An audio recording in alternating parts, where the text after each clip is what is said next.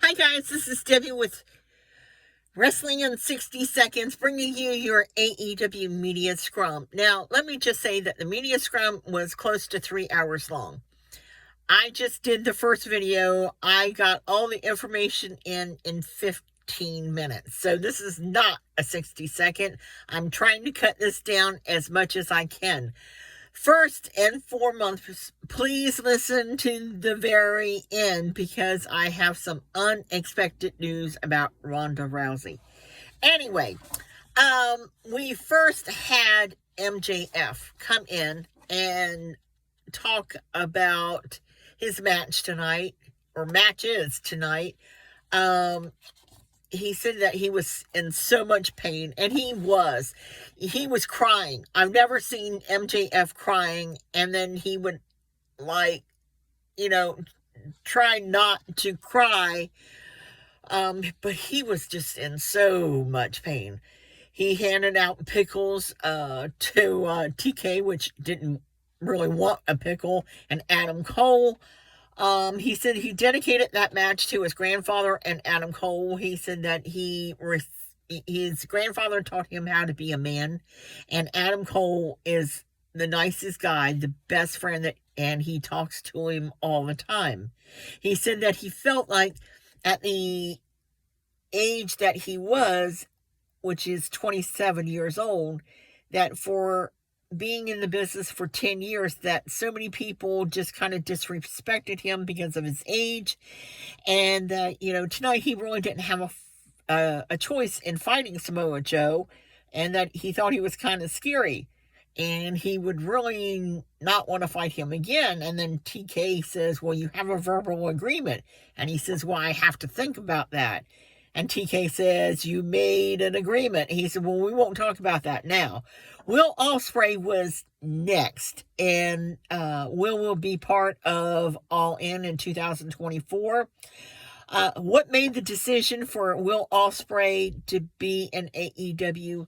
And it came down that he didn't have to move. He didn't want to uproot his family, especially he has a young stepson that's in school, and he felt that that was the best decision for him. He's still under contract until February with New Japan. He said that he had been with New Japan for 10 years, and he felt like he owes New Japan a great deal because nobody would know who he was if it wasn't for New Japan. And he really learned how to grow up in New Japan. He said that he wants to wrestle Miro. He wants to finish with Jay White, and he would love to do an Omega Ospreay 3. He also would like to wrestle MJF. And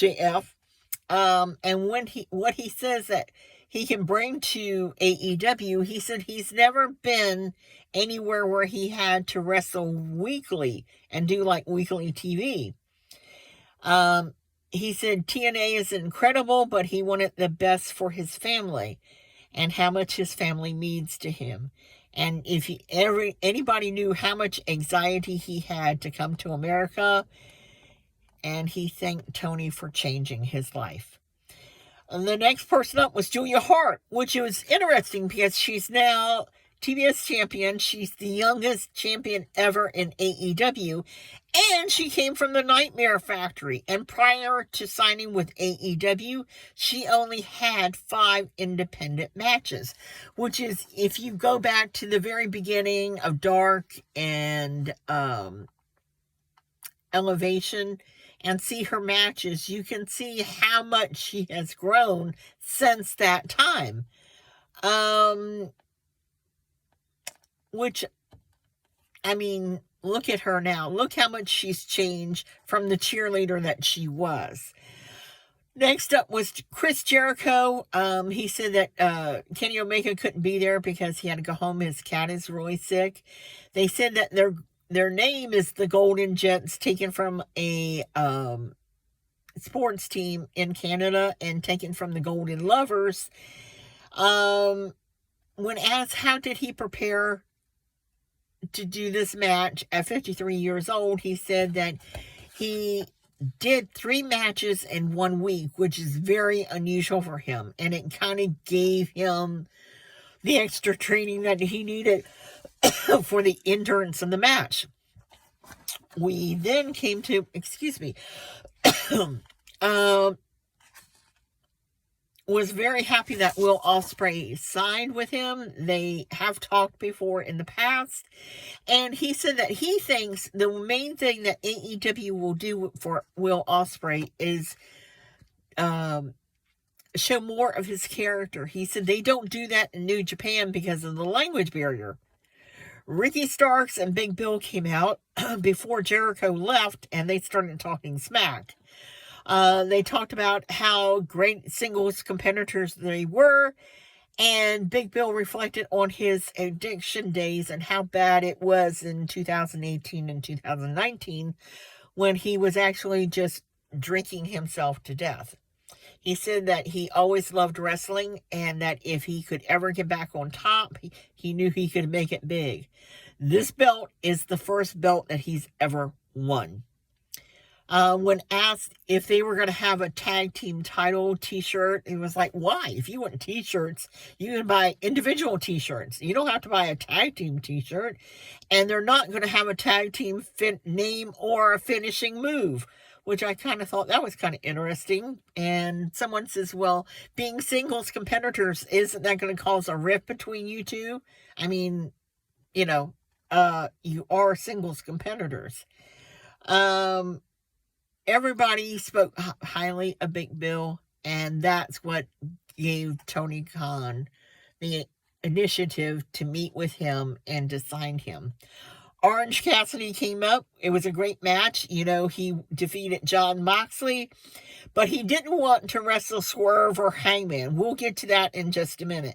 He gave props to Trent Beretta because he's been wrestling so much and he's done so well.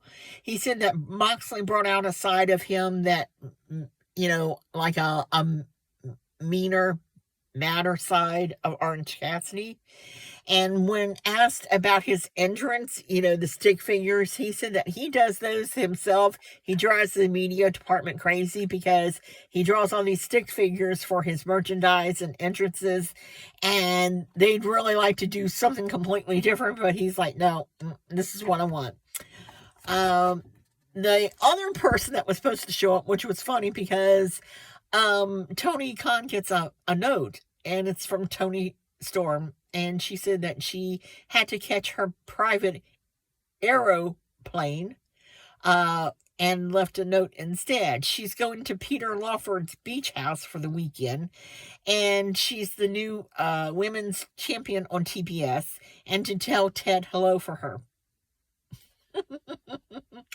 We talk now about the Continental Classic, which will end at World's End.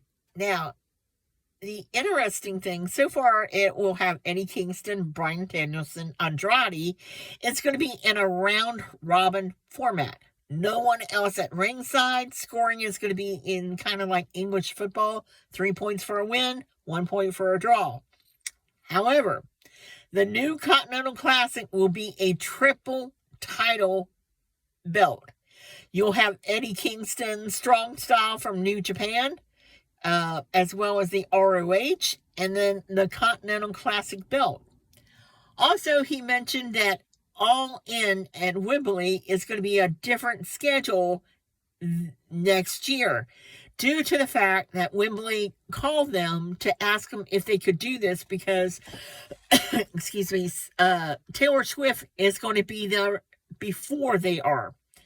And this change is going to cost them more money, but they said that they think that it's going to pay off in the long run. Now for your Rhonda Rousey news. Rhonda Rousey is not AEW, and she's not ROH. I know. I was like, what? Wait, what? How did this happen? And he said because Rhonda did the Revolver Wrestling against Athena and Billy Starks, and how that match ended over there, they thought that they would bring the match to ROH. She is not signed. She was local. They loved having her. They would love to do more with her, but there was never any mention about her signing, will be signing, or whatever. So, here are all my notes for 3 hours, and I want to thank you for watching, subscribing, and as always, bye for now.